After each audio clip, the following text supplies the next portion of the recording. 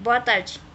Hoje eu vou falar para o trabalho final desse módulo sobre a doença da dengue. Então, o dengue é uma doença viral febril aguda. O que conhecemos sobre o dengue? O agente é o vírus do dengue. Ele pertence aos arvovírus, quer dizer que eles são vírus transmitidos pelos artrópodos ou pelos insetos. Ele é da família Flaviviridae e do gênero Flavivirus e tem se reconhecido 4 ou 5 serotipos principalmente. Como que é a transmissão?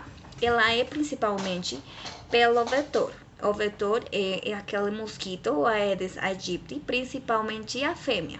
Então, por exemplo, eu tenho agora vírus. Já fui picada pelo mosquito e tenho vírus. O que acontece? Ele tem um período de incubação no promédio de 7 dias, mas ele pode ir de 3 a 14 dias no meu corpo, o período de incubação. Daí, depois disso, vai ser a viremia, onde o vírus vai estar na minha sangue. Daí, tem que ver o mosquito, tem que ver a fêmea do Aedes aegypti e picar na minha sangue para ele adquirir aquela doença. Então, já quando a doença, o vírus está no mosquito, no Aedes aegypti, na fêmea, tem um período de incubação de 7 a 14 dias. Depois disso, do período de incubação, ele pode já transmitir a doença pelo resto da sua vida, que é no promédio de 42 dias. E qual é o reservatório da doença? Nós, as pessoas, os seres humanos. Então, já quando nós falamos de apresentação, tem uma classificação pela OMS que temos a dengue que não tem sinais clínicos alarmantes, já o dengue com sinais clínicos, e agora eu vou falar das diferentes idades. O dengue, que ele é o dengue grave, que ele pode causar o choque, então nós conhecemos aquilo por síndrome de choque da dengue, ou também ele pode gerar outras complicações.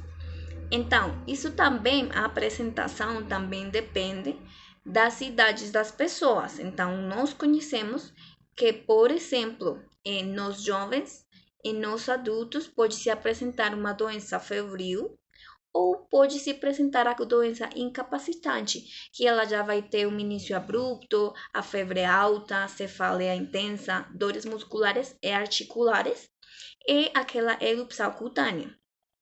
Os outros que têm o grupo de apresentação diferente são os lactantes e os pré-escolares, que eles podem ter uma doença febril com aquela erupção maculopapular até as complicações maiores da doença. E o último grupo, que eles são os escolares, eles podem apresentar as complicações hepáticas, neurológicas ou também, na menor incidência, os renais, cardíacas e as pulmonares. E temos também outras complicações que se apresentam na doença, também podem se apresentar pelo compromisso de algum órgão específico, a encefalopatia, a miocardiopatia e a hepatopatia por dengue, que ela é conhecida assim. Isso é principalmente. Então, como eu vou falar sobre a situação em Colômbia, porque que essa doença aqui é importante. Ela é uma doença emergente, ela se apresenta em ciclos epidêmicos cada 2 a 3 anos. Nós temos aqui a apresentação de todos os serotipos simultaneamente. E o que acontece? Que isso também depende da circulação do mosquito, que ele se apresenta mais frequentemente a menos de 2.000 metros sobre o nível do mar. Então, tendo em conta quais são as cidades que estão nessa altura, mais de 90% desse território tem a infestação desse mosquito. Então, são muitas cidades dentro da Colômbia. Daí, nós temos visto que tem muitos fatores associados à apresentação na cidade ou no país. por exemplo, que tem assinamento de pessoas, que tem as pessoas que têm se movimentado pela violência. Então, há um assinamento, há uma faixa de recursos para os serviços públicos, o saneamento básico também. Também os fatores climáticos, né? O câmbio, os fenômenos que têm mudado, que agora se apresentam pelo menos mais épocas de sequia, então há um aumento da temperatura, isso também favorece que cambiem, que se deem mudanças no ciclo de evolução do mosquito, que pelo menos pode fazer que ele vai se alimentar com mais frequência, então ele pode ir e transmitir mais a doença. Ou pode também ter um período menor de incubação, dependendo das épocas das chuvas, pela disposição das águas.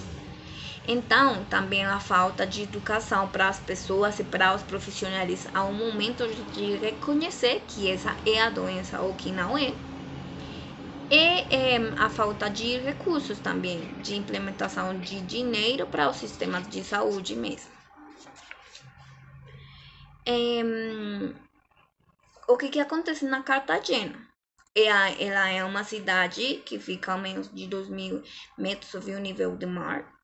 Então, tem a apresentação desse mosquito, ela tem as épocas de chuva, mas ela é uma cidade que é mais calente do que fria, em comparação, por exemplo, da cidade onde eu moro, que é Bogotá, que é a capital. Aqui é mais frio e a altura é diferente.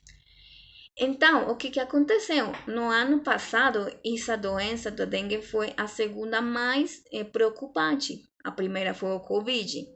Também, no ano de 2021, foi a apresentação da maioria dos casos. Foi onde se apresentou a maioria dos casos dentro da história da dengue na Colômbia. Já no 2022, pelo menos se tem apresentado 600 casos. Só no 2022, que só temos 4 meses desse ano. A maioria desses casos, pelo menos 70%, são as apresentações nos meninos.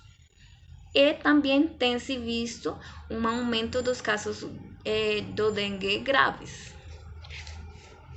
Então, de onde foi que eu peguei os números de casos? Nesses casos foi o DADES, que ele é o Departamento Administrativo Distrital de Saúde, que disse que nesse ano só tem se apresentado 600 casos e na última semana 25 casos, que isso é alarmante.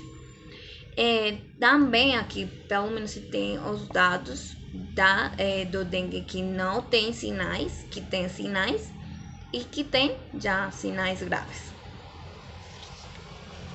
O que eles têm feito para o controle e a prevenção?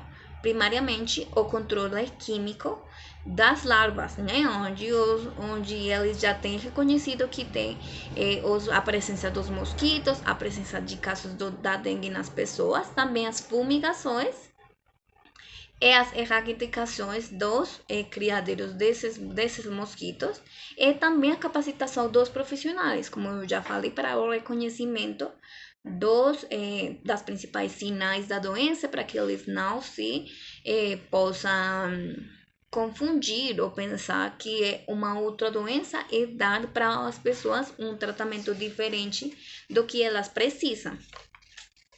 Então, qual é a estratégia que tem nessa cidade? Ela tem 6 linhas: de saúde pública, de intersetorialidade, da participação social, da informação, do melhoramento dos serviços e também das medidas preventivas, mais do que as medidas de controle, né? Para evitar a apresentação dessas doenças nas pessoas, ou da presença do vetor mesmo. Então, o que eles falam que é importante aqui? Que eles têm que melhorar as medidas,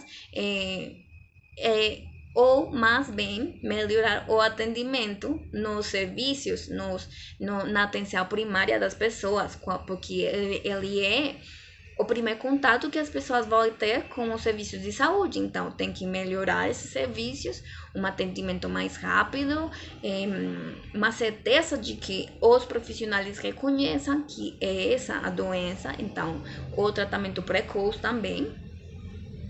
Daí depois é a educação para a população, porque muitas pessoas eles não vão para os serviços de saúde e eles vão para a farmácia e aí compram medicamentos, a automedicação. Daí isso pode trazer outras complicações para doenças para as pessoas mesmo. Então, o que tem se visto e que tem que melhorar todas as jornadas de educação para a população, tanto para os profissionais também é a constância de todas as medidas de prevenção e de controle. O que acontece quando tem os surtos da doença, o governo ou as secretarias de saúde, de ambiente, eles ficam fazendo muitas coisas, né, para prever, para controlar, para tratamento, mas quando há uma diminuição do número de casos, eles já se esquecem do assunto. E aí é quando aumentam os casos de novo. Então, tem que ter uma constância para o controle daquela doença, que é muito importante nas cidades aqui na Colômbia, tanto como no Brasil, por exemplo. Então, é isso. Muito obrigada pela atenção.